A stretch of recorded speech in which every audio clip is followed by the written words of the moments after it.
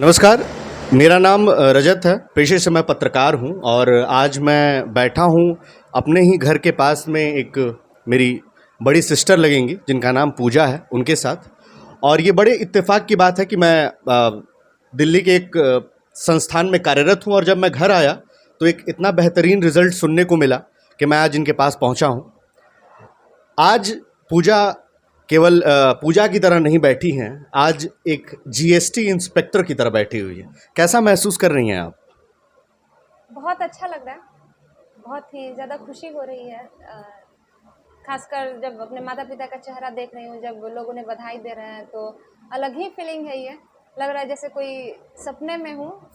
और जैसे सपने में खुशी तो होती है कि कुछ अच्छा मिल रहा है, लेकिन डर भी लगता है कहीं ये झूठ तो नहीं है, कहीं ये टूट तो नहीं जाएगा कुछ देर में। बस कुछ ऐसी ही फीलिंग है मेरे साथ।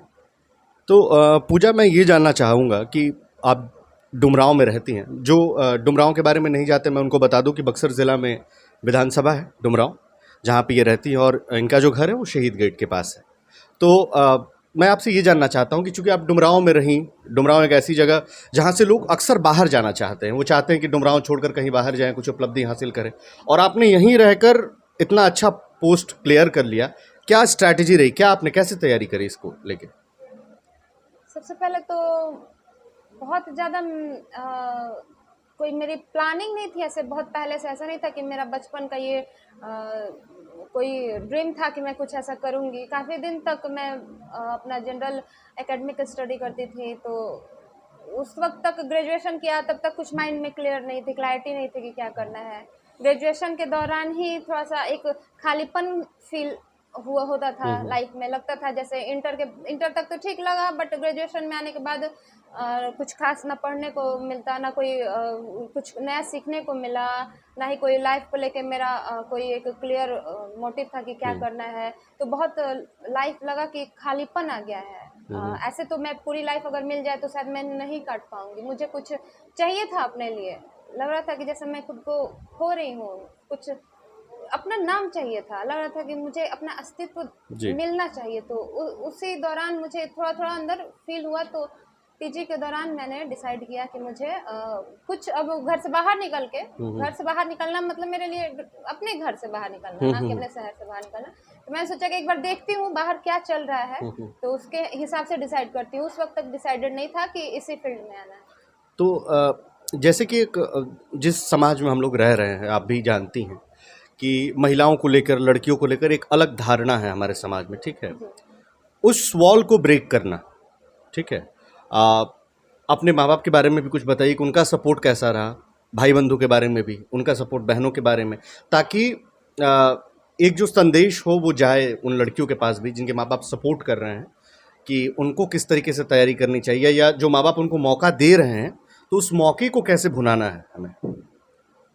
देखिए, जहाँ तक बात समाज की जाए तो समाज में मिक्स टाइप के लोग हैं। ऐसा नहीं कहेंगे कि सभी माँ बाप अपनी बेटियों को बंदिश में ही रखते हैं। बहुत ऐसे माँ बाप हैं जो हम बहुत खुले विचारों के भी हैं, लड़के लड़के में भेदभाव नहीं करते, लेकिन वहीं बहुत ऐसे भी हैं जो अभी भी बहुत भेदभाव का पक्ष लेते हैं। कितने तो माँ बाप खुद के सोच में तो उनकी क्लैरिटी है कि नहीं बेटा बेटी भेदभाव, लेकिन समाज के कहीं ना कहीं प्रेशर में वो भी अपना लड़की के प्रति रवैया बदल देते हैं। और समाज के इस रवैये से ज़्यादा मैं कहूँगी कि लड़कियों का खुद के प्रति ही एक मन में एक होता है।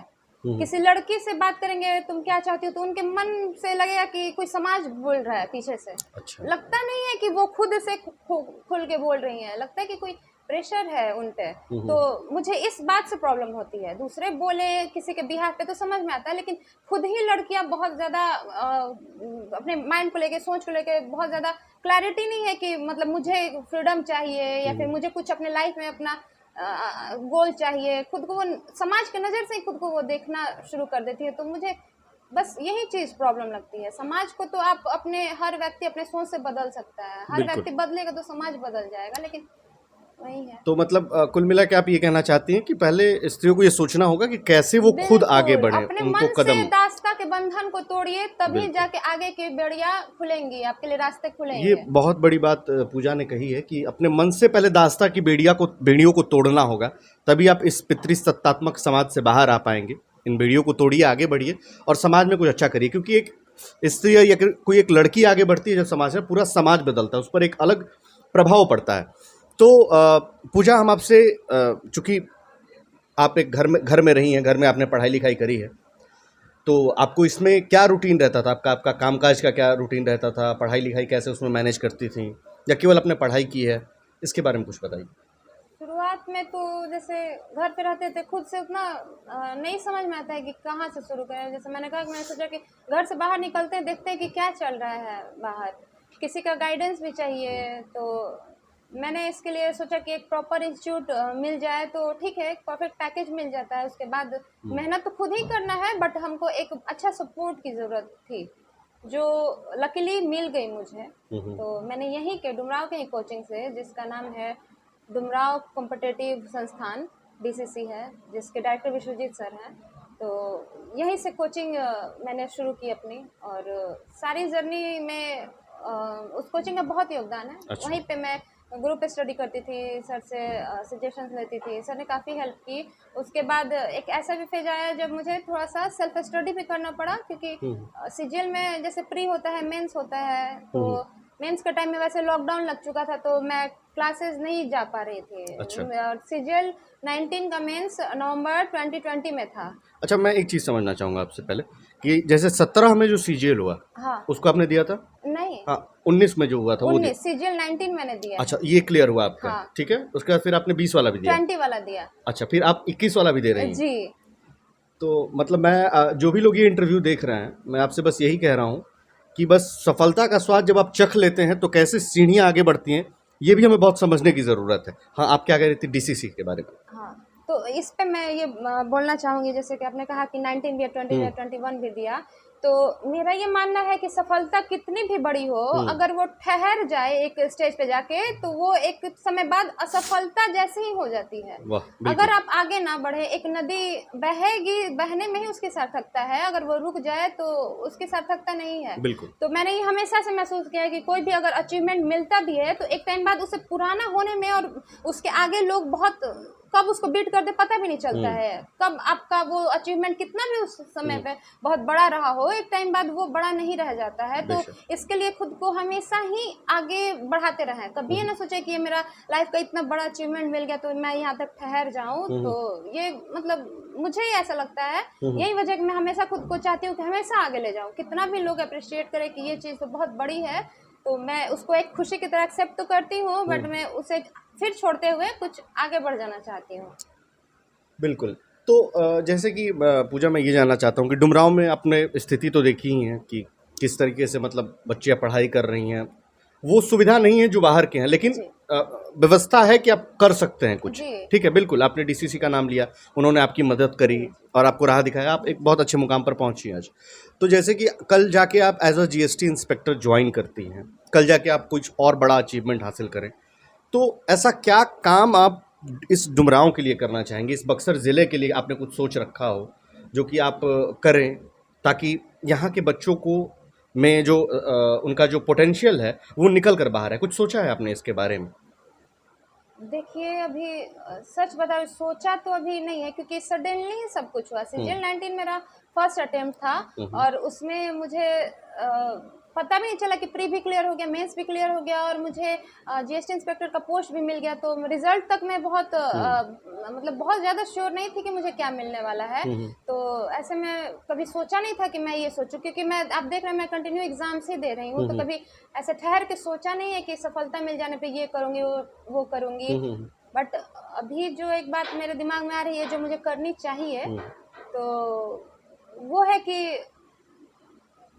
सबसे बड़ा तो है कि मोटिवेशन ही दे सकते हैं, और दूसरा है कि आप फाइनेंशियल हेल्प कर सकते हैं जहाँ भी कुछ ऐसी चीज़ें दिखें, और बस यही है। ठीक है, तो मतलब कुल मिला के आप जो भी बन सके आप करेंगे इस चुनाव के लिए। मतलब मैं बस यही चाहता हूँ एक माध्यम से, क्योंकि मैं खुद बाहर रहता हूँ, तो मेरी ये कोशिश रहती है कि अपने शहर के लिए, अपने गांव के लिए कुछ ना कुछ करता रहूँ। तो मैं आपसे इसीलिए सवाल पूछा कि वो आपको सबसे बड़ी खुशी लगता है कि कुछ बन गए तो अपने शहर के लिए, अपने शहर के लोगों के लिए करना, ये कोई मजबूरी या दायित्व तो नहीं लगता है। ये लगता है कि ये मेरा हाँ, फ़र्ज़ है, मेरा शौक है, ये तो खुशी की बात है, तो मेरा सपना है जिसको मुझे पूरा करना ही चाहिए। बिल्कुल। तो बस वैसा ही। तो अब आप तो as a GST inspector join करेंगे 2-4 महीने में जो भी हो।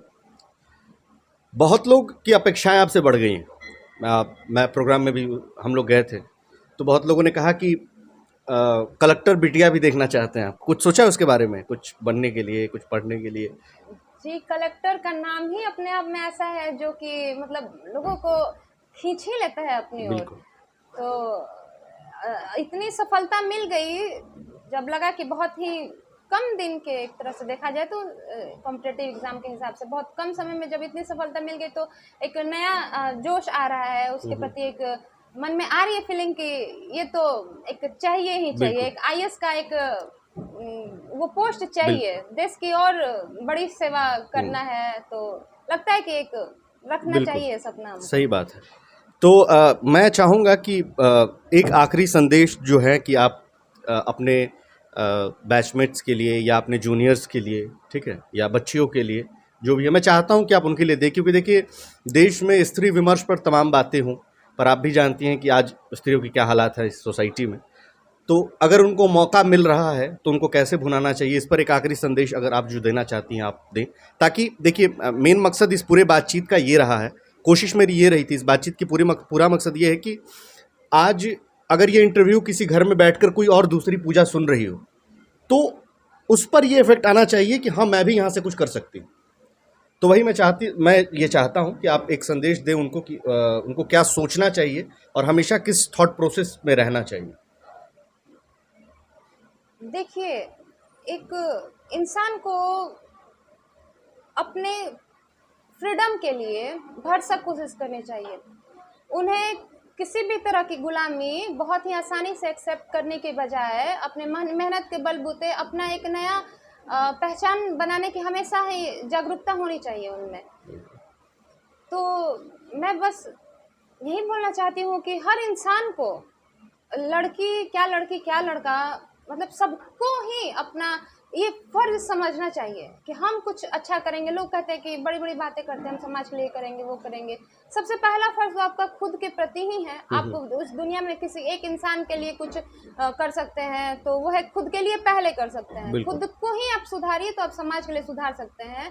गर्ल्स में है कि पोटेंशियल तो बहुत है उनमें, थोड़ा सा अगर कोई पुश किया जाए, खासकर फैमिली को मैं बोलूँगी। समाज का क्या है, समाज तो मतलब हम मुझे भी बोलते थे लोग बिल्कुल। जब मैं निकली थी, तो समाज का काम ही है। अगर ऐसे ऐसे चीज़ों को आप देखेंगे तो मतलब लक्ष्य को जिसको प्राप्त करना है उसे ऐसी चीज़ों को तो नहीं ही देखना चाहिए।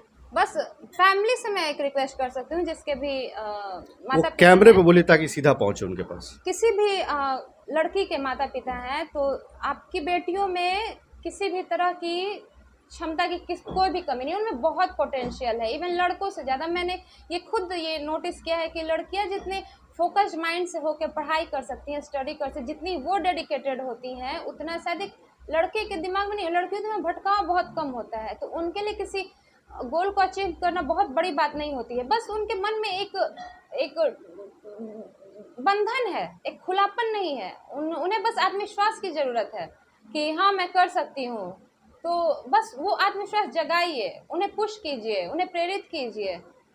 बस यही कहना चाहूँगी, उन्हें सपोर्ट कीजिए। वो कुछ भी कर सकती हैं, ऐसा हर काम जो आप लड़के से एक्सपेक्ट कर सकते हैं अपने नाम कमाने के लिए, कुछ भी वो लड़कियां भी कर सकती हैं। तो बस उन्हें प्रेरित करते रहें, वो बहुत आगे जाएंगे। बिल्कुल।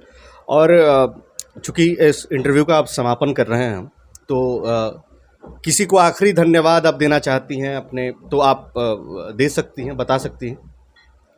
जी धन्यवाद। सबसे पहले तो मैं अपने माता पिता को दूंगी, उनका बहुत हाथ है। अ, वही मैंने बोला ना, साइकोलॉजिकल मतलब एक बिल्कुल, है थोड़ा साइकोलॉजिकल मेरे, हाँ सपोर्ट। साइकोलॉजिकल बहुत सपोर्ट मिला है। कभी लगा नहीं है कि मतलब मैं लड़की हूँ नहीं कर सकती, कभी माता पिता ने दिखाया नहीं है। मेरे भाई बहन भी बहुत सपोर्टिव रहे हैं, हर क्षण मेरे साथ रहे हैं। ये तो हो गई घर के परिवेश की बात। घर के बाहर जिस इंसान को मैं धन्यवाद कहना चाहूँगी, जिनके प्रति मैं शुक्रगुजार हूँ और ताउम्र रहूँगी, वो है मेरे गुरु विश्वजीत पाठक।